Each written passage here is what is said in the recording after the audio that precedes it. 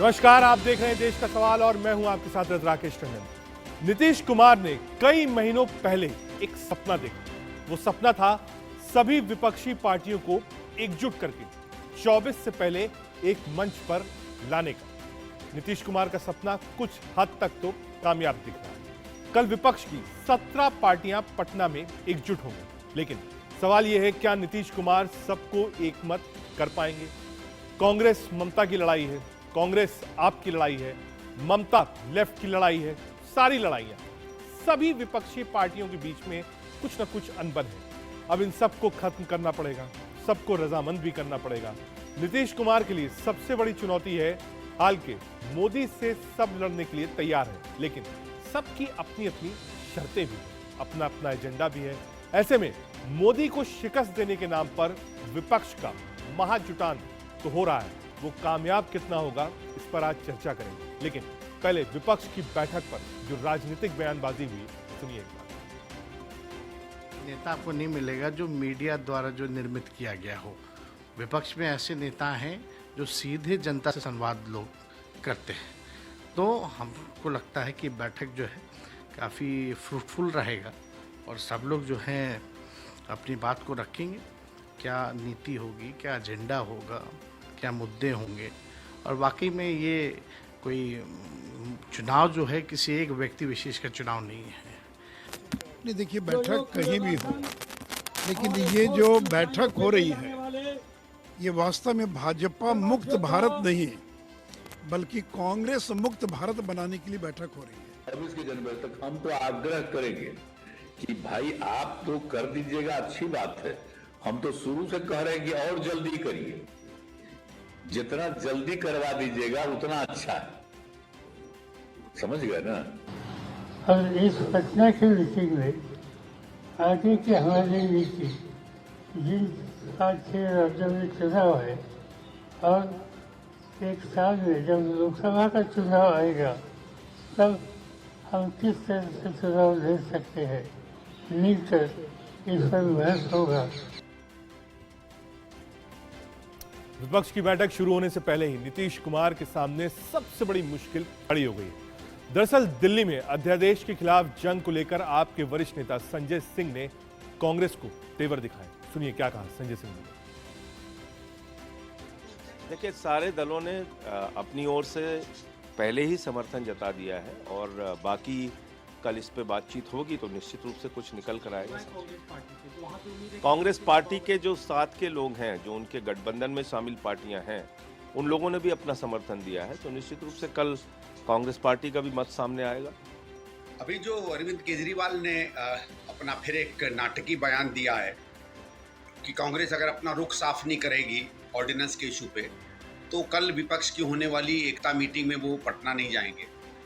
पहली चीज़ तो मैं केजरीवाल जी से कह दूं, अंग्रेजी में कहा जाता है ना कि आपको कोई मिस नहीं करेगा, आप जाए ना जाएं उससे कोई फर्क नहीं पड़ता है। और हम लोग तो पहले से ही जानते थे कि विपक्ष की एकता को तोड़ने के लिए और उसकी मीटिंग में ना जाने के लिए आप तो केवल बहाने ढूंढ रहे थे, क्योंकि ऊपर से आपको आ गया होगा हुक्म कि न जाना। अगर ऊपर से आता तो आप फट से पहुंच जाते। देखिए, एक और चीज़ मैं बता दूं केजरीवाल जी, ये नेताओं की, राजनीतिज्ञों की और उन लोगों की जिनको देश की चिंता है उसकी मीटिंग है पटना में। सौदेबाजों की मीटिंग नहीं है कि मैं ये सौदा करूंगा, मुझे ये मिल जाए, मुझे वो मिल जाए। इस तरीके की बहुत हल्की राजनीतिक दलाली की आपको आदत होगी, कांग्रेस को इन चीजों की आदत नहीं है।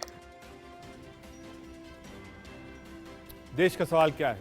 देश का सवाल आज ये है कि क्या विपक्ष का कुनबा एक साथ आ पाएगा? पहला, क्योंकि लोग कहते हैं कि ये भानुमति का पिटारा है, आप कभी इसको अपने साथ नहीं रख सकते। इसको एक करना यानी मेढक तौलने जितना बराबर है, पहला। दूसरा, देश का सवाल क्या है? कांग्रेस कई जगहों पर आमने सामने, चाहे वो ममता हो, चाहे वो केरल में लेफ्ट हो, दिल्ली में आप हो, या फिर जब आप यूपी जाइए तो अखिलेश से सरकार है। ऐसे में कैसे ये लोग एक साथ आएंगे? विपक्ष को केजरीवाल किस तरह एकमत करेंगे? एक सीट एक उम्मीदवार पर बात कैसे बनेगी? टीएमसी आप कांग्रेस की लड़ाई कैसे खत्म होगी? बीएसपी, टीडीपी जैसी विपक्षी पार्टियों की दूरी का मतलब क्या है? क्या ये लोग आपके साथ नहीं है? क्या विपक्ष के साथ नहीं है? क्या मुख्य एजेंडा होगा वो आपको बताते हैं। एक बार सीधे आपको अपने ग्राफिक्स स्टूडियो में ले चलते हैं और वहां समझने की कोशिश करेंगे कि आखिर एजेंडा क्या होगा। इतने सारे दल साथ में होंगे, एजेंडा क्या होगा, किन बातों पर, किन मुद्दों पर चर्चा होगी, इसको लेकर भी हम आज चर्चा करेंगे। हमारे साथ तमाम राजनीतिक दलों के मेहमान होंगे, उनसे समझने की कोशिश करेंगे कि आखिर एजेंडा क्या है। पहला, कॉमन मिनिमम प्रोग्राम को लेकर चर्चा कि एक 5 सूत्री कार्यक्रम क्या हो जिसको लेकर सभी विपक्षी दल एक आए, पहला। दूसरा, जिन राज्यों में विपक्ष के नेताओं में मतभेद है वो कैसे दूर हो, जैसे दिल्ली मान लीजिए कांग्रेस और आप आमने सामने हैं। तीसरा एजेंडा क्या होगा बैठक का, वो आपको बताते हैं।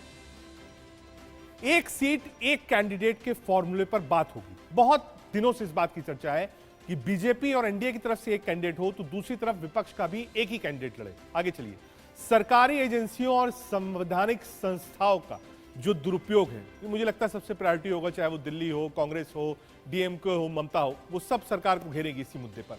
लोकसभा चुनाव के लिए विपक्ष के संयोजक पर चर्चा होगी। हमने शब्द संयोजक इसलिए लिखा कि प्रधानमंत्री के उम्मीदवार की चर्चा तो नहीं होगी अभी, लेकिन संयोजक कौन हो, क्या नीतीश कुमार उस भूमिका में हो सकते हैं? पटना में ही जहां वो बैठे हैं उन्हीं के घर पे ही, आवास पर ही बैठक होगी। क्या नीतीश कुमार को कल संयोजक बनाया जा सकता है? बड़ी जीत होगी विपक्ष की अगर ऐसा होता है तो। हम वापस अपने स्टूडियो में चलते हैं, वहां हमारे साथ तमाम राजनीतिक दलों के मेहमान मौजूद हैं, सीधे उनसे आपका तारुफ कराते हैं। हमारे साथ जयराम विप्लव जी, प्रवक्ता भारतीय जनता पार्टी की तरफ से जुड़ रहे हैं, रोहन गुप्ता, प्रवक्ता कांग्रेस पार्टी की ओर से, स्वयं प्रकाश पुरोहित, प्रवक्ता टीएमसी की ओर से हैं, परिमल कुमार, महासचिव बिहार जेडीयू के हमारे साथ हैं, किशोर तिवारी, प्रवक्ता शिवसेना की ओर से हमारे साथ हैं, और आदिल खान साहब जुड़ेंगे, प्रवक्ता आम आदमी पार्टी की ओर से।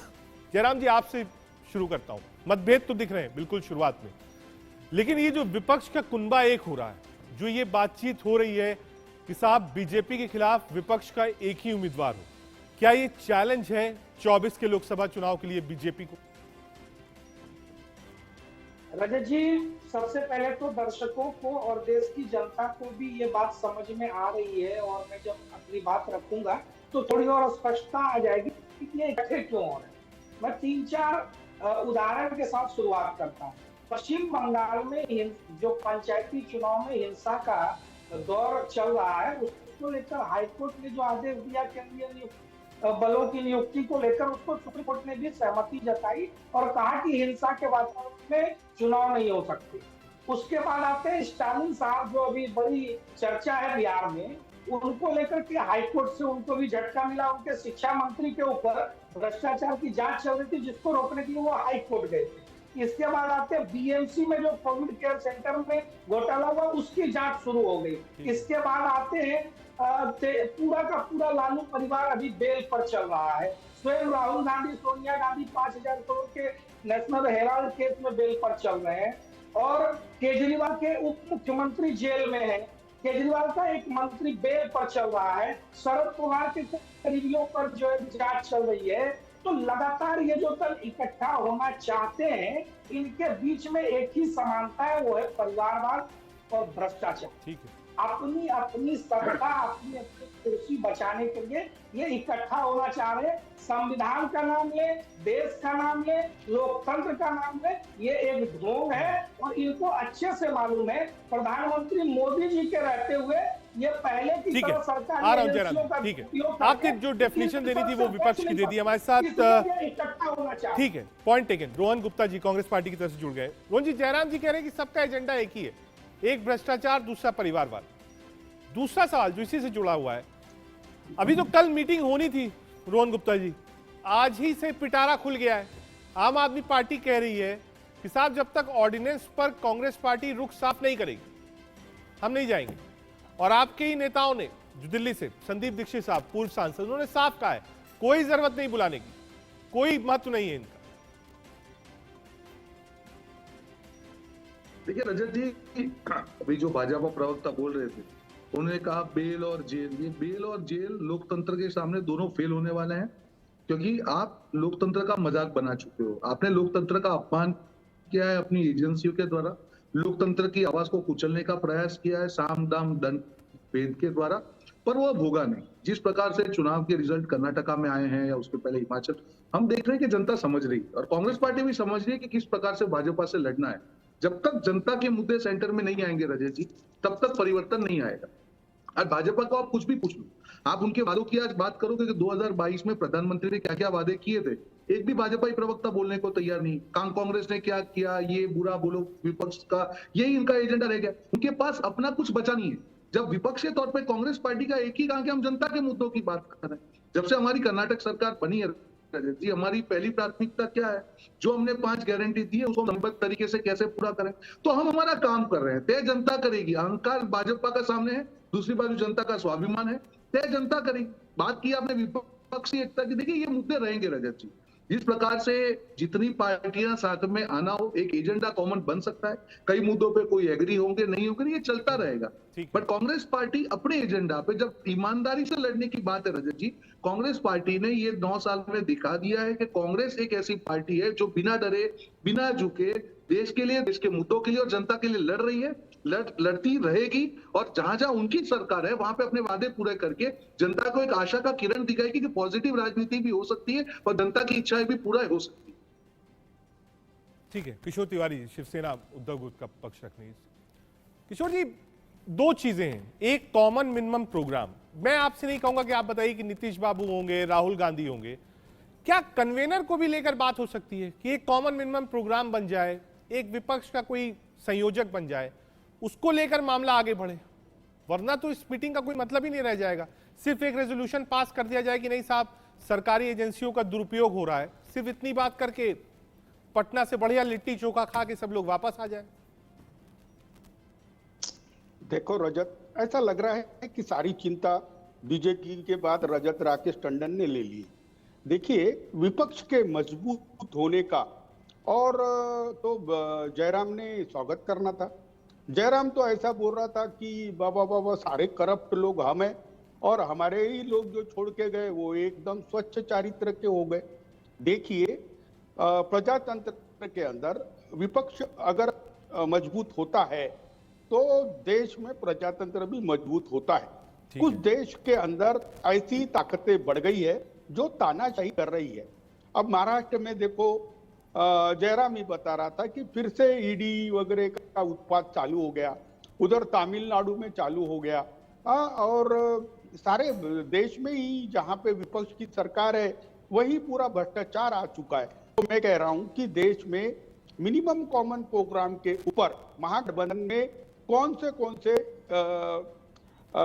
कार्यक्रम रहे। तो देखो रजत, अभी किसान एक बड़ा मुद्दा है। मैं मान गया सर, मैं बिल्कुल मान गया, मैं दोनों चीज आपकी मान गया।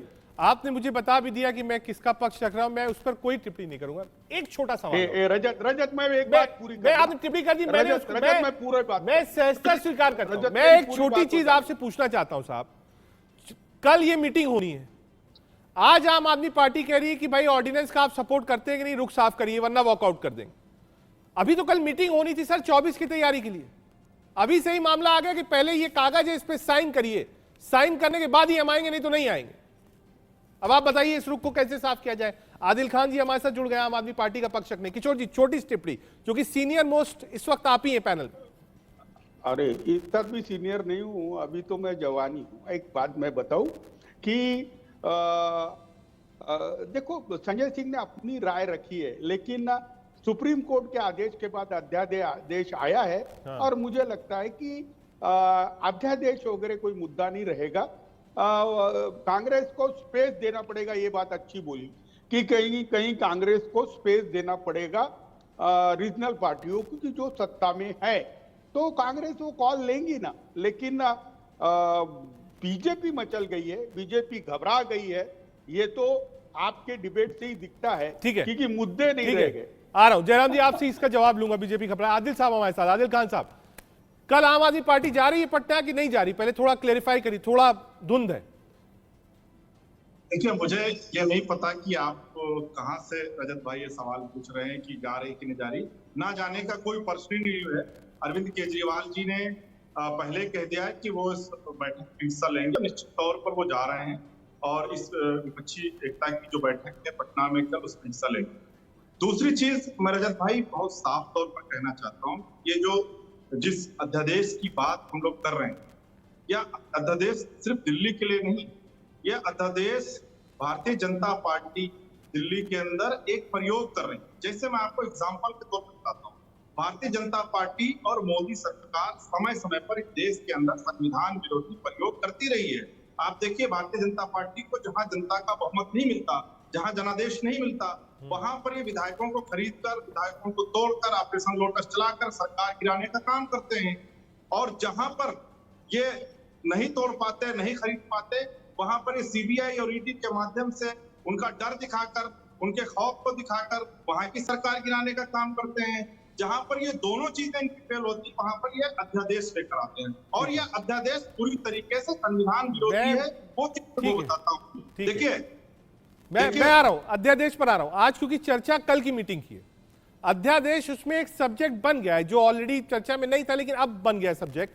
आ रहा हूं आपके पास। हमारे साथ स्वयं प्रकाश पुरोहित जी भी है। रोकूंगा आपको सिर्फ 30 सेकंड के लिए। एक बड़ी खबर आ रही है विपक्षी बैठक से जुड़ी। इस वक्त की बड़ी खबर आपको बता दें, लालू यादव से मिलनी है ममता बनर्जी।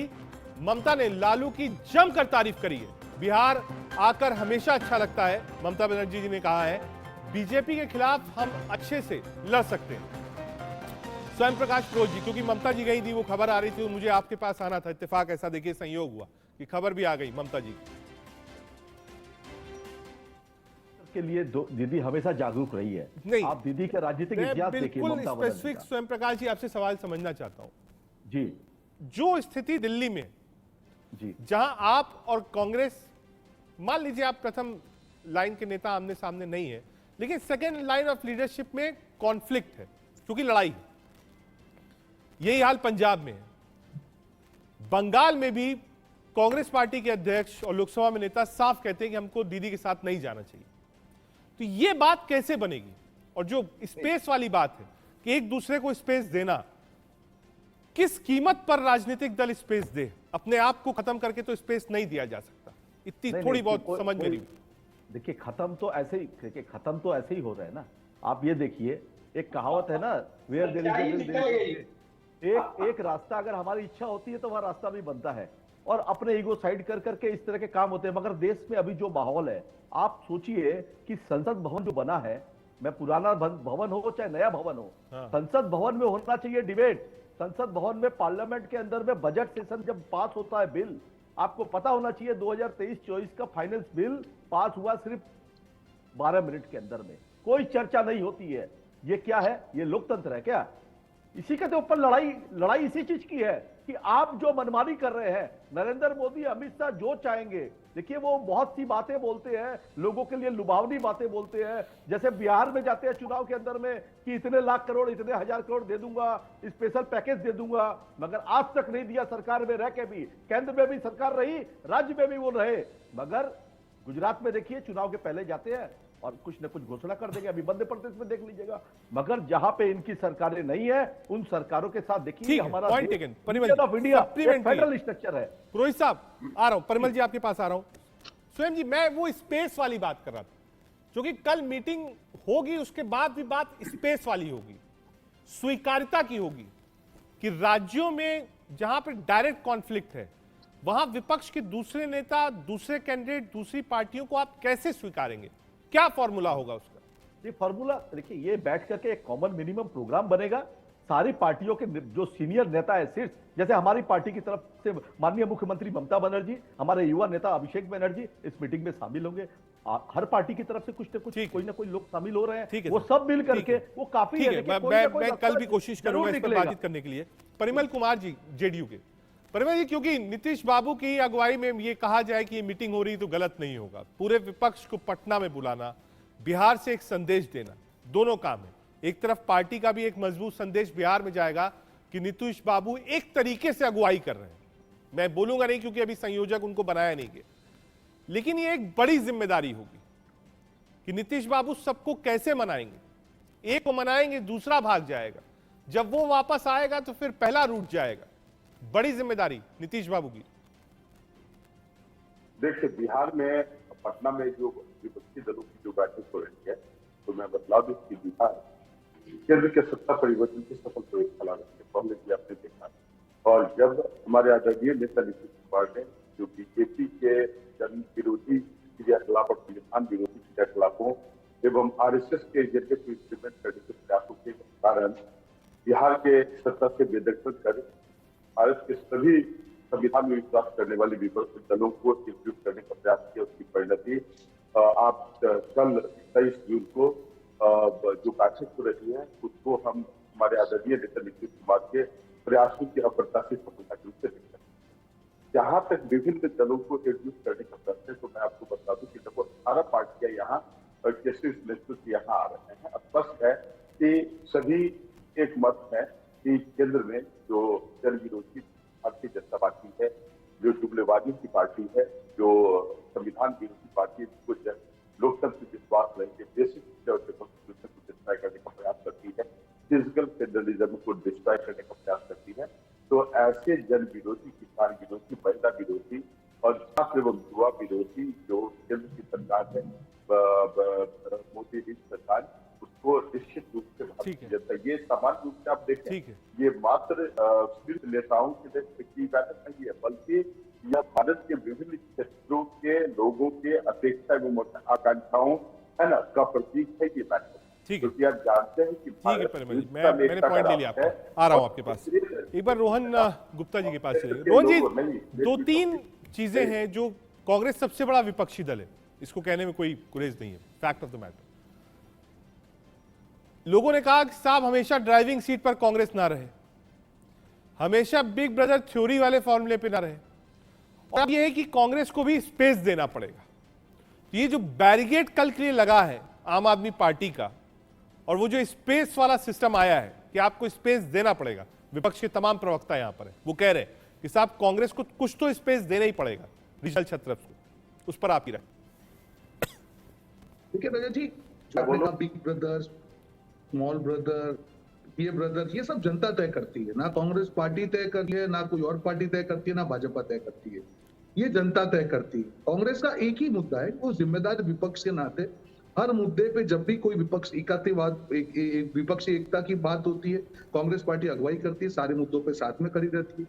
पर कई जगह पे ऐसे मुद्दे हैं कि जब विपक्षी एकता की बात आती है, जिस प्रकार से कांग्रेस जो है कई बार बड़ा मन करते सबको साथ में करते, वैसे सबकी एक जिम्मेदारी। और मुझे लगता है रजत जी, कई चीजें होती है जिसको समय लगता है सुलझाने में, पर समय के साथ में जैसे जैसे समय जाता है चीजें मैच्योरिटी से आगे बढ़ती है।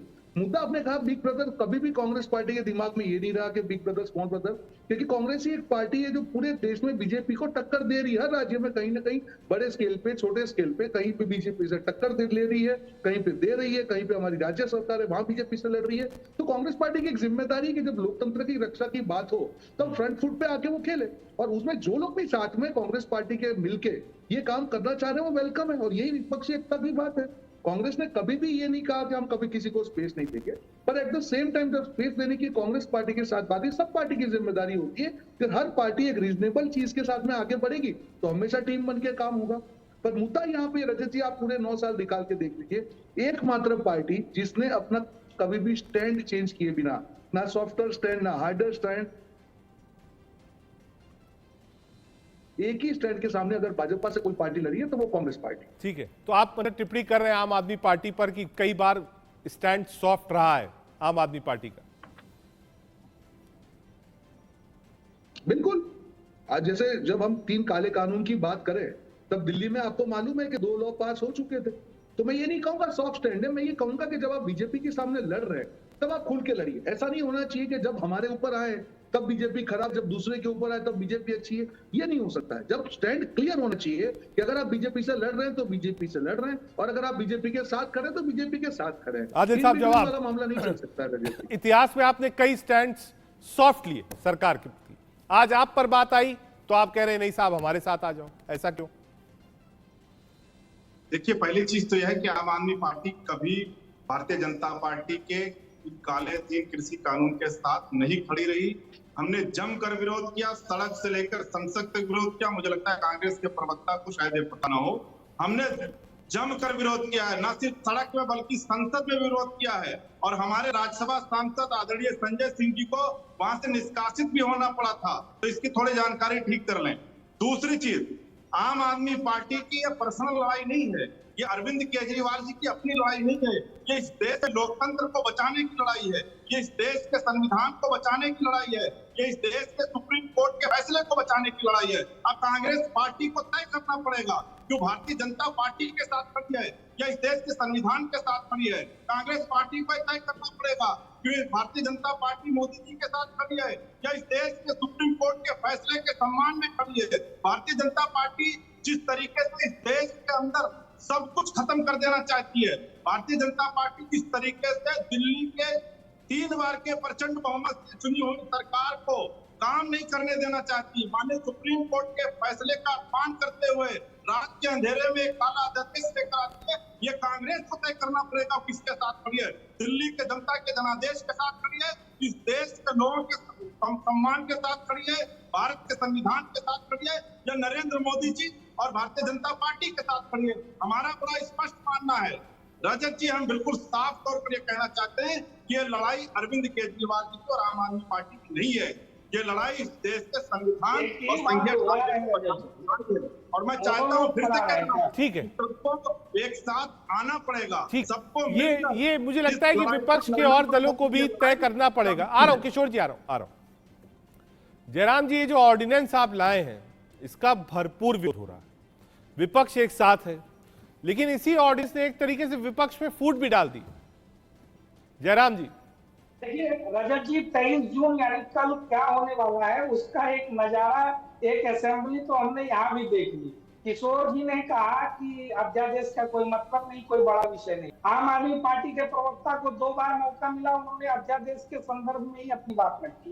कांग्रेस पार्टी ने आम आदमी पार्टी को डबल स्टैंड रखने वाला बता दिया, और टीएमसी के प्रवक्ता ने एक शर्त स्वीकार किया, मैं उनको धन्यवाद देना चाहता हूं। उन्होंने कहा कि खत्म तो हम वैसे भी हो रहे हैं, अच्छा है कि साथ मिलकर कुछ बचा जाए। तो खत्म होने से बचने के लिए आ रहे हैं, देश में लोकतंत्र को बचाने नहीं आ रहे हैं। लोकतंत्र कहीं नहीं गया, रजत जी मैं गांधी जी के जमाने में नहीं, बीच में अभी नहीं बोलिएगा, 1 मिनट बोलने दीजिए सत्ता पक्ष को भी।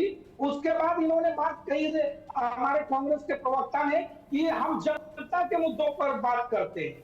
राहुल गांधी जी अभी अमेरिका में जो बोलता है क्या वो के मुद्दे थे, या जयराम रमेश ने हिंदुओं के लिए पवित्र ग्रंथ और घर घर पहुंचाने वाली संस्था को जिस प्रकार से बदनाम करने का काम किया, क्या वो जनता के मुद्दे थे? तो ऐसे तमाम चीजें जिसको लेकर के कि इनका रवैया दोहरा चरित्र दिखाई पड़ता है। और अभी इस अंतिम बात में कहूं रजत जी, आपने शुरुआत में अपने इंट्रो में कहा कि नीतीश कुमार जी का सपना था कि एक बार विपक्ष एकजुट हो जाए। रजत जी, नीतीश कुमार जी का असली सपना था यह है कि मैं देश का एक बार प्रधानमंत्री बन जाऊं, ना प्रधानमंत्री कम से कम एक बार उम्मीदवार बन जाऊं। और इसी सपने के कारण 2013 में वो भारतीय जनता पार्टी का साथ छोड़कर गए थे, और 2022 में ठीक है, ठीक है किशोर जी, आ रहा हूँ। परिमल जी, बीजेपी ने क्योंकि नीतीश बाबू पर टिप्पणी करी है, आ रहा हूँ सर, आ रहा हूँ 1 मिनट। परिमल जी, क्योंकि नीतीश बाबू पर टिप्पणी करी है, परिमल जी क्या सपना है नीतीश कुमार जी का कि उनको प्रधानमंत्री बनना है, इसीलिए बीजेपी से छोड़कर अलग हुए, अब आप विपक्ष को एक कर रहे हैं? परिमल जी, भारतीय जनता पार्टी के जो प्रवक्ता बोल रहे हैं, देखिए ये तो जुमलेबाजी की पार्टी है, ये तो झूठ बोल के 2019 में सत्ता में आए और जब भी किसी मामले को इन्होंने नहीं किया, ये तो देश को बेचने वाले लोग हैं। आपको बतला दे, मेहुल चौकसी ने कहा कि वो भारत को छोड़े, जयराम जी कंप्लीट कर लेंगे ना, देखिए फिर आप बोलेंगे, फिर कोई बोलेगा, फिर आपको बुरा लगता है, फिर आप कहते हैं मेरे बीच में कोई ना बोले। एक बार कंप्लीट करने दीजिए। ये तो पूरे इन्होंने हितों को अनदेखी करने का काम किया, पूरे भारत ने देखा, पूरे वक्त देखा कि भारतीय जनता पार्टी किसान विरोधी है, इन्होंने कृषि की लागत। ठीक है किशोर जी, कुछ ऐड करें। किशोर जी, ये 2-3 चीजें एक साथ हैं। पहले हर नेता का अपना भी पॉलिटिकल एम्बिशन होता है। आ रहा हूं, परिमल जी ले लिया मैं। किशोर जी, हर नेता, हर दल का अपना पर्सनल पॉलिटिकल एम्बिशन होता है। उस एम्बिशन को आप कैसे साइड में रखकर सबको मिलाकर चलेंगे? नहीं, देखो, आपने पहले कहा कि आप पार्टी अलग निकल गई, ये कही, तो यहाँ पर आदिल ने कह दिया कि ऐसा कोई मुद्दा नहीं है। और दूसरी बात, जयराम जी, मैं अपने हिसाब से नहीं बोला, मैं बहुत क्लैरिफाई कर दूं। आप कहिए, मैं संजय सिंह जी की बाइट प्ले कर देता हूं। उन्होंने नहीं, साफ एक बात कहा है समझ- कि साहब ऑर्डिनेंस पर कांग्रेस को रुख साफ करना है। अगर मैं गलत हूं बताइए, एक बार दोबारा प्ले करा दो। एक मिनट मुझे एक बताइए। जयराम कह रहे थे कि मैंने कहा कि ऑर्डिनेंस कोई मसला नहीं है। देखो ऑर्डिनेंस कैसे मसला नहीं है, सुप्रीम इनकी कोर्ट माइंड भी प्ले करा दीजिए। एक मिनट, ये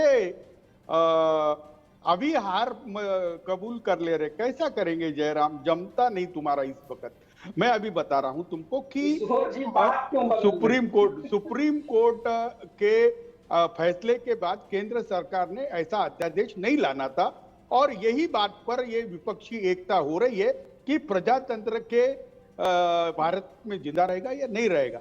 और दूसरा आपने कहा कि नहीं, मैं आपसे सहमत नहीं, मैं बिल्कुल सहमत नहीं किशोर जी, मेरी जानकारी में नहीं। मैं एक बार रोहन गुप्ता जी के पास, मैं बिल्कुल जो आपने क्योंकि लाइन कही, रोहन जी क्या ये ऑर्डिनेंस के लिए विपक्ष की बैठक बुलाई गई है? किशोर जी कह रहे हैं ऑर्डिनेंस का मामला है, अध्यादेश का मामला है। क्या ये अध्यादेश के लिए बैठक बुलाई गई है बिहार में पटना मुख्यमंत्री द्वारा? बिल्कुल नहीं। मैंने आपको यही कहा, स्टार्टिंग में भी मैंने कहा कि मैं कोई पार्टी के खिलाफ नहीं हूं। मैंने जब एग्जांपल दिया, मेरा मुद्दा यही था कि जब हम विपक्षीता की बात करते हैं, कई मुद्दों पे आप नहीं जुड़ पाएंगे, कई मुद्दे आपके मिनिमम प्रोग्राम में नहीं आएंगे, कई मुद्दे ऐसे होंगे जो कांग्रेस चाहेगी वो नहीं आ पाएंगे। कल की जो बैठक है वो कॉमन एका बनाने की बात है, कौन से कॉमन प्रोग्राम पे हम लोग आगे बढ़ सकते हैं। इसमें कई मुद्दे होंगे जो कांग्रेस पार्टी अग्री नहीं करेगी या विपक्ष अग्री नहीं मुझे करेगी। पूरा करने तो यही देना। होता है कि जब आप साथ में मिलके चलने की बात करते हो, जब आपको लगता है कि लार्जर आपका ऑब्जेक्टिव जो है वो देश को बचाने की बात है, तो आपको छोटी चीजें छोड़नी पड़ेगी। मैं कुछ स्पेसिफिक्स में जाना नहीं चाहता हूं, पर मुद्दा यहाँ पे बहुत क्लियर है कि आज जो आम आदमी पार्टी के प्रवक्ता बोल रहे थे, मैं ज्यादा बोलना नहीं चाहूंगा, पर जब भी जैसे आपके जो स्कैंडल दिल्ली में हो रहे हैं या मुद्दे हैं, कई मुद्दे ऐसे होंगे जहां पे हमारी राय आपसे अलग होगी। तो वही तो एक बात तो पूरी, जब हम कॉमन प्रोग्राम की बात करते हैं उसमें कंडीशंस नहीं हो सकती है, बिकॉज कांग्रेस भी है, वो एक दल है, उसके अंदर में आप कंडीशन कभी नहीं रख सकते हैं। कई मुद्दों पे हम नहीं अग्री करेंगे, अगर उसके बाद में जो कॉमन मिनिमम प्रोग्राम बनता है उसके तहत आपको आगे बढ़ना है, तभी जाके देश की जनता को भरोसा आएगा। ठीक है, तो मेरा रजत जी कहने का है कि बिल्कुल समझ कांग्रेस पार्टी मैं बिल्कुल समझ गया आपकी बात। किशोर जी ये वैसे ही मामला है जैसा आ रहा हूं स्वयं जी। किशोर जी ये वैसे ही मामला है जैसे सावरकर पर आपकी पार्टी और कांग्रेस पार्टी दोनों अलग विचारधारा की। बताइए अब आप किशोर जी। अरे भाई, सावरकर लेके आओगे मुझे लगा ही था, लेकिन मैं एक बात क्लियर कर देता हूं। मैं जो बात कर रहा था कि नीतीश कुमार हो या दीदी हो, इन सब ने पहले क्लियर कर दिया है, महाराष्ट्र से हमने भी क्लियर कर दिया है कि पंतप्रधान का मुद्दा ही नहीं है। मुद्दा तो प्रजातंत्र के जिंदा रखने का है। और अगर आप सुप्रीम कोर्ट को भी नहीं मानोगे, ईडी, सीबीआई, इलेक्शन कमीशन का दुरुपयोग करोगे और जिस प्रकार से विपक्ष को खत्म किया जा रहा है, तो मुझे लगता है कि अभी भी अब हम केसीआर को आना है, वाईएसआर को आना है और नवीन जी को आना है, तो ये भी लोग हम ले लेंगे। मुझे लगता है कि आपने एक परसेंटेज का चार्ट लगाया था, आप समझते हैं ना, इनके परसेंटेज 2, 3, 1, 4 ऐसे है, लेकिन अपनी अपनी जगह पर ये लोग बहुत स्ट्रांग है। तो हर पार्टियों को, कांग्रेस को स्पेस देना पड़ेगा, लेकिन मुझे लगता है कांग्रेस ये राष्ट्रीय स्तर पर सबसे ज्यादा सीटें लेके आएगी। ठीक है, तो मुझे लगता है स्वयं प्रकाश पुरोहित जी, क्लेम को डिनाई नहीं कर चीजें हैं, मान लीजिए जो विवाद की हैं, कांग्रेस और आपका विवाद, लेफ्ट और दीदी का विवाद, अखिलेश कांग्रेस का विवाद, आप कांग्रेस का विवाद, इन सब विवादों का जो अग्निपथ है उससे विपक्ष की एकता कैसे निकल पाएगी? देखिए 100% निकलेगी विपक्ष की एकता। आज हमारी दीदी लोकतंत्र के बारे में जब बात करती है, जब नो आईडी नो वोट ये मुद्दा दीदी ने उठाया था, और आज भी देश के अंदर में एक इमरजेंसी जैसा सिचुएशन बना हुआ है। देश के अंदर में जो माहौल है, आप देखिए कि जो भी विपक्षी पार्टियां हैं उनके साथ कैसा व्यवहार हो रहा है। और रही बात पंत प्रधान या प्रधानमंत्री बनने की, तो ये मुद्दा नहीं है, कॉमन मिनिमम प्रोग्राम के तहत ही सारे काम आगे बढ़ेंगे। मगर अभी जो जिस तरह से ये सब मिल रहे हैं, दूल्हा कौन है ये चिंता का विषय नहीं है। भारतीय जनता पार्टी के जो प्रवक्ता है उन्होंने कहा कि मेरी बात की टिप्पणी को जोड़ करके उन्होंने कोई बात कही, उनके लिए मैं कहना चाहूंगा कि जो भी बात कर रहा हूं वो इस गणतंत्र को रक्षा करने की बात कर रहा हूं। यहाँ पे मेरी व्यक्तिगत या हमारी पार्टी को बचाने की बात नहीं है। जयराम जी रिप्लाई दे रही, फिर आदिल खान जी के पास गणतंत्र को बताने का मुद्दा है। हाँ, जयराम जी रिप्लाई दे रही, क्योंकि आपका नाम लिया है। जयराम जी। सर एक आईना दिखाना बड़ा जरूरी है रजत भाई। टीएमसी अब लोकतंत्र का लेक्चर दे, और कल और परसों की घटना हाईकोर्ट सुप्रीम कोर्ट दोनों ने कहा जिस प्रकार चुनाव में हिंसा और चुनाव के पूर्व हिंसा का दृश्य देखने को मिल रहा है, वहाँ मुझे जवाब देना दीजिएगा। एक मिनट परिमल जी, एक मिनट, उनको अपनी बात पूरी करने दी। मैं बिल्कुल नहीं, परिमल जी एक मिनट, जयराम जी बात पूरी करिए। परिमल जी एक मिनट, देखिए जब आप बोल रहे थे, जयराम जी बीच में बोल रहे थे, मैंने रोका था, तो अब उनका भी आप सम्मान करिए। म्यूट करा दी, परिमल जी को म्यूट कर दी। जयराम जी अपनी बात पूरी करिए। सर मैं इतना केवल कहना चाह रहा था, हाई कोर्ट और सुप्रीम कोर्ट के पंचायती चुनाव, अरे हाई कोर्ट सुप्रीम कोर्ट को सबने आपने अपने लोगों को बिठा करके आप क्यों जाते high court supreme court? Uttar Pradesh में चुनाव हुआ, त्रिपुरा में चुनाव हुआ, आप हाई कोर्ट जाते क्या? स्वयं प्रकाश जी, क्योंकि आपने एक जवाब दिया है। स्वयं प्रकाश जी, देखिए क्या है, बहुत अच्छा लगेगा 500 लोग एक साथ बोले तो कुछ नहीं समझ में आएगा। मैं कह रहा हूं आप एक बात पूछिए, 40 सेकंड का समय दीजिए, जयराम जी बोल दे, आप नहीं सेट होंगे, मैं वापस आ जाऊंगा। जयराम जी कंप्लीट करिए जल्दी। मैं 3 बिंदु केवल कहूंगा रजत जी। टीएमसी लोकतंत्र का लेक्चर ना दे। हाईकोर्ट और सुप्रीम कोर्ट ने जो निर्णय दिया है वहां पर पंचायत चुनाव को लेकर के, उसके आईने में अपने वक्तव्य को देखे। दूसरी बात, किशोर तिवारी जी को कहना चाहूंगा दुख के साथ कि शिवसेना अब नहीं रही, आप सोनिया सेना बन चुके हैं। सावरकर पर बात रखने की हिम्मत आप नहीं जुटा पाए। तीसरी बात, मैं रोहन गुप्ता जी को बधाई देता हूं कि उन्होंने इतनी हिम्मत तो दिखाई कि दिल्ली में स्कैंडल होने की बात स्वीकार की। लेकिन आम आदमी पार्टी के प्रवक्ता को चैलेंज देता हूं, वो बोलकर बताएं जो लंबी लिस्ट पढ़ा करते थे कि लालू यादव जो सजा याफ्ता है वो करप्ट है या नहीं, सोनिया गांधी अब भ्रष्टाचारी है या नहीं, शरद पवार अब भ्रष्टाचार से लिप्त है या नहीं, स्टालिन अब भ्रष्टाचारी है या नहीं, ये सभी अध्यादेश के डर से अब ईमानदार हो गए। ठीक है आदिल खान साहब मुझ पे बोला है, मुझे आ रहा हूं किशोर जी, आ रहा हूं। आप एक बार बोल चुके हैं, आदिल साहब नहीं बोले, बहुत देर हो गई, जाने दीजिए। आदिल साहब, जो विपक्ष की एकता है, जो ये अम्ब्रेला है, विपक्ष की एकता का अम्ब्रेला है, आ रहा हूं। आदिल साहब सवाल तो सुन लीजिए, आदिल साहब सवाल तो ले लीजिए। आ रहा हूं, सवाल ले ली सर। जयराम जी एक मिनट, आ रहा हूं। आदिल साहब आदिल खान साहब, जब सवाल तो सुन लीजिए साहब। आप कहाँ पड़ रहे चक्कर? आदिल साहब आवाज मिल रही है आपको? जयराम जी अब देखिए, फिर आप जयराम जी ये मत कहिएगा कि मैंने बोलने की अनुमति नहीं दी। आदिल साहब सवाल तो सुन लीजिए। आदिल खान साहब, क्या आपको मेरी आवाज मिल रही है? मुझे म्यूट कराना पड़ेगा सर, अगर आपको मेरी आवाज नहीं मिली तो मैं आपसे कैसे सवाल पूछूंगा? आदिल खान साहब, क्या आपको मेरी आवाज मिल रही है? भ्रष्टाचार में डूबी हुई है और आज ये लोग भ्रष्टाचार विरोध की बात करते हैं, ये कैसी बात है? दूसरी चीज मैं कह रहा हूँ कि देखिए, जिस तरीके से भारतीय जनता पार्टी बर्बाद करने में लगी है, इस देश का लोकतंत्र को खत्म करने में लगी है, इस देश के जनतंत्र को खत्म करने में लगी है, इस देश के अंदर अब महंगाई देखिए कहाँ पहुंच गई। बहुत हुई महंगाई की बात का नारा लेके आए थे, 100 रुपए से ज्यादा लीटर पेट्रोल और डीजल बेच रहे हैं। गैस सिलेंडर 1200 से ज्यादा हो गया, 350 रुपए में वादा करके आए थे। तो झूठों की सबसे बड़ी पार्टी भारतीय जनता पार्टी है। अगर नहीं रखा जाए तो भारतीय जनता पार्टी को अपना नाम बदलकर भारतीय झूठी पार्टी कर लेना चाहिए। आप कहाँ, मैं विपक्ष की बात कर रहा हूँ। आदिल साहब कहाँ आप बीजेपी से भिड़ रहे हैं? आदिल साहब सवाल तो सुन लीजिए, अब तो बोल लिया आपने, अब तो थोड़ी। जयराम जी एक मिनट, ये ऐसे नहीं हो पाएगा। जयराम जी अपनी बारी मैं आपके लिए चुप कराता हूं, जब दूसरा बोलता है आप बोलते हैं, और मैं कुछ बोलूंगा तो आप कहोगे साहब मुझको समय नहीं मिलता है। आदिल साहब, मेरा बहुत स्पेसिफिक सवाल है आपसे। जो विपक्ष की एकता वाला छाता है, उसमें जो बटन है वो अब आम आदमी पार्टी के पास है कि कल क्या होगा, इसकी जिम्मेदारी आपकी भी है। कांग्रेस ने साफ कह दिया है ऑर्डिनेंस विषय नहीं है। मूलभूत तरीके से आप ब्रॉडर पिक्चर में बात करेंगे, नहीं साहब सीबीईडीआई संस्थाओं का दुरुपयोग है, विपक्ष खड़ा रहेगा। आप कहोगे नहीं साहब स्पेसिफिक ऑर्डिनेंस पे आप आइए साथ में, राज्यसभा में सपोर्ट करिए, उस पर कोई फैसला नहीं है। अब आप बताइए आपकी राय क्या है? देखिए रजत भाई, मेरा साफ तौर पर मानना है कि जो अध्यादेश आया है वो इस देश के संविधान के खिलाफ है, वो इस देश के माननीय सुप्रीम कोर्ट के फैसले के खिलाफ है, वो इस देश के जनतंत्र और संघीय ढांचे के खिलाफ है। तो हमारा तो ये कहना है कि अगर हम लोग सारे लोग इकट्ठा हो रहे हैं इस देश के संविधान को बचाने के लिए, तो ये अध्यादेश उसमें से अलग कैसे हो गया?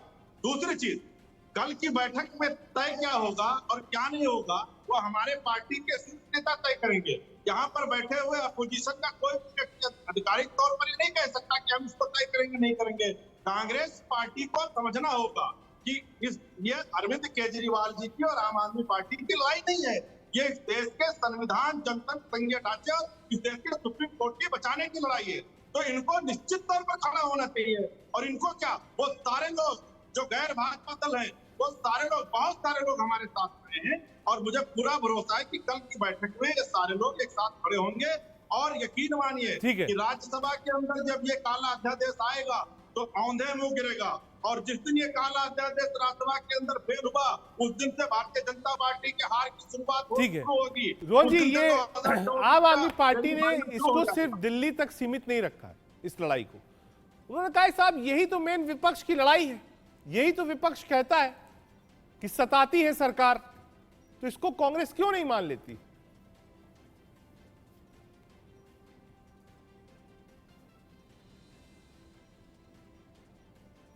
मेरी आवाज आ रही है आपको? आ रही। देखिए रजत जी, बिल्कुल मानते हैं कई मुद्दे पे जहां पे आप कह रहे हैं कि विपक्ष, बिल्कुल भाजपा सत्ता रही, पर आपको मैंने कहा, पहले भी कहा कि कैसे काफी मुद्दे हैं जहां पे जो चीजें हकीकत, जैसे उनका लीकर स्कैंडल है, एक्साइज वाला जो स्कैंडल है, अब जब हकीकत सामने दिख रही है फिर भी अगर कोई पार्टी कहे कि नहीं इसमें कांग्रेस पार्टी, नहीं हो सकता है। कई मुद्दों पे हम साथ में नहीं आएंगे कि अगर आपको इन मुद्दों के कारण अगर विपक्षी एकता को आपको लगता है कि नहीं करना है तो आपकी चॉइस हो सकती है। जहां पे भी जनता के मुद्दे हैं वहां पार्टी के मुद्दे की बात नहीं है। हमने ये नहीं कहा कि राहुल गांधी जी के जब यहाँ पे उनको बुलाया गया ईडी या सीबीआई में तब आम आदमी पार्टी हमारे साथ मार्च में जुड़े। हमने ये नहीं कहा गया कि उनको जब कन्विक्ट किया गया और उनका बंगला खाली कराया गया जिस प्रकार से उनके खिलाफ, तब आम आदमी पार्टी हमारे साथ में आके जुड़े। हमने कभी भी कांग्रेस पार्टी के रिलेटेड मुद्दों पे किसी और पार्टी से अपेक्षा नहीं की है। कांग्रेस पार्टी की लड़ाई है। हम इकट्ठे क्यों हो रहे हैं? हम इकट्ठे इस मुद्दे पे हो रहे हैं कि जनता के मुद्दों पे साथ मिलकर कैसे लड़े। ये तो एक मैच्योरिटी की बात है रजत जी। कई मुद्दों पे मैं वापस कर रहा हूँ, कई मुद्दों पे पार्टियां एक साथ नहीं खड़ी रह पाएगी, तो क्या आपको उसको कंडीशन बनाना है? ये तो आपकी मैच्योरिटी जनता को आपको दिखाना है। मैं ये कहना चाहूंगा जहां पे भी जनता के रिलेटेड इश्यूज है वहां पे कांग्रेस पार्टी अपनी जिम्मेदारी समझ के सारी पार्टियों को साथ लेके चलने के लिए हमेशा तैयार थी, हमेशा तैयार है और तैयार रहेगी। मैं आ रहा हूं, किशोर जी आ रहा हूं, एक 30 सेकंड में आ रहा हूं। आदिल साहब, इन्होंने बहुत स्पेसिफिक बात कही है। इन्होंने कहा साहब लिकर स्कैम है, आप गलत हो, ऐसा कांग्रेस पार्टी का मानना कि भाई आप विक्टिम नहीं हो, एक्यूज्ड हो, हम साथ नहीं खड़े रहेंगे।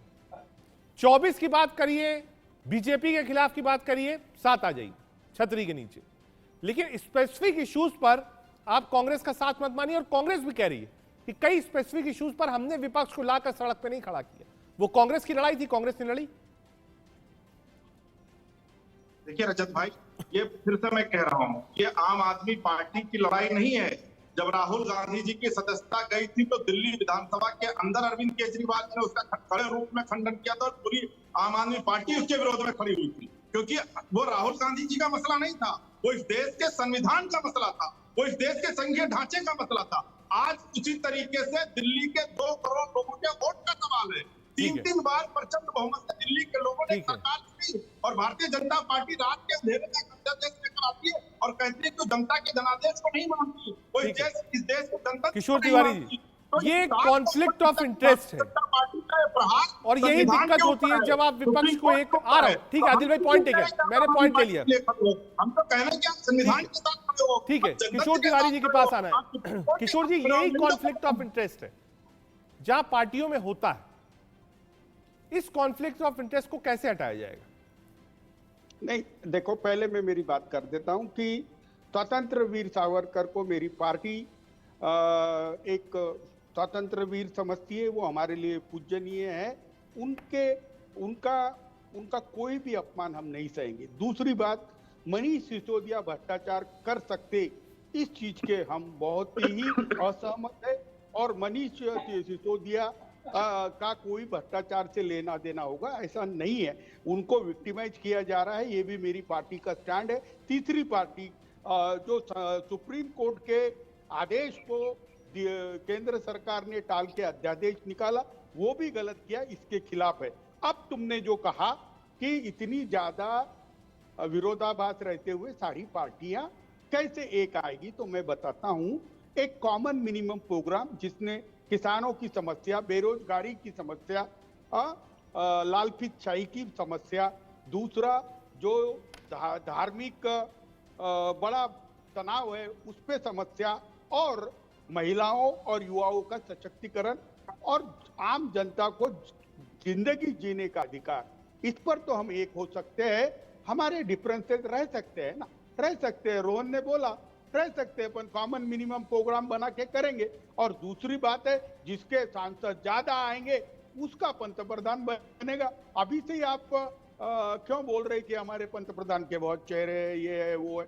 अरे नीतीश कुमार जी के कल के मीटिंग के लिए मैं उनको बधाई देता हूं, और मुझे लगता है कल महागठबंधन एक बार जयराम जी का ऐलान होने वाला जयराम जी, है। ये जो फॉर्मूला है कि बीजेपी के खिलाफ विपक्ष का एक ही कैंडिडेट है, हालांकि मुश्किल काम है, लेकिन अगर ये काम होता है तो आप 14 और 19 का रिजल्ट देखिए। जो स्प्लिट ऑफ वोट्स था, अगर थ्योरी के हिसाब से आप चलिए, उस स्प्लिट ऑफ वोट्स को आप अगर जोड़ दीजिए देश भर में, तो वो स्प्लिट ऑफ वोट्स एनडीए से बहुत भारी था।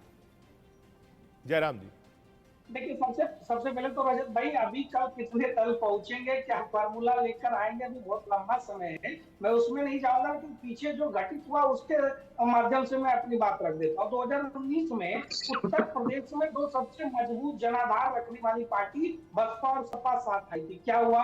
और उसी 19 के चुनाव में देखिए, आप अभी आम आदमी पार्टी का स्टैंड नहीं समझ पा रहे, उनके अंदर की बात कुछ और है। वो केवल अपने मुस्लिम मतदाता को ये मैसेज देने की कोशिश कर रहे हैं, देखिए हम तो हर कीमत पर कांग्रेस के साथ जाना चाहते हैं, वो नहीं आ रहे ताकि वो इनके साथ चले जाएं। सबकी अपनी अपनी मैसेजिंग है, एक और डर भी यही है कि सारे 3-4 जो बड़े राज्यों में जिनकी सरकारें, चाहे बंगाल हो, चाहे अखिलेश यादव। रोहन जी, एक छोटा कमेंट, क्योंकि कांग्रेस बड़ा विपक्षी दल है, 40 सेकंड। रोहन जी, कांग्रेस बड़ा दल है, इसकी जिम्मेदारी आपकी भी है विपक्ष को एक करें, छोटी छोटी चीजों को दरकिनार करें। मैंने वही कहा रजत जी, मेरी स्टार्टिंग से मैं यही कहा कह रहा हूं कि कांग्रेस पार्टी जहां जनता के मुद्दे हैं सबको साथ में लेने को तैयार है, जहां जहां छोटी चीजें दरकरार कर नहीं। हमने कहीं पे भी ये नहीं कहा, जहां जहां जो मुद्दे हमको लग रहे हैं कि जहां कॉमन मिनिमम प्रोग्राम के लिए जरूर है, कांग्रेस बिल्कुल एडजस्ट करेगी। पर मैंने वापस मेरी बात कर रहा हूं कि अगर स्पेसिफिक मुद्दों को कंडीशन बनाया जाएगा तो आगे और मुश्किलें खड़ी होंगी। हमको लड़ना तो थोड़ी कमी है, यही रोक रहा हूं आपको। तमाम मेहमान आप सब आए देश के सवाल में, कोशिश यही थी कि समझे कि 24 के लिए विपक्ष की तैयारी क्या है। बहुत शुक्रिया आप तमाम मेहमानों का, आपने कीमती वक्त निकाला देश का सवाल के लिए। कोशिश ये थी समझे कि कल जो विपक्ष की बैठक है, उस बैठक में क्या होने वाला है, नजर हमारी रहेगी। लेकिन दिखता यही है कि जो राह है वो बहुत आसान नहीं है कि विपक्ष एकजुट हो जाए 24 के लिए। देश का सवाल में आज के लिए इतना ही। इंडिया न्यूज पर खबरों का सिलसिला जारी रहेगा।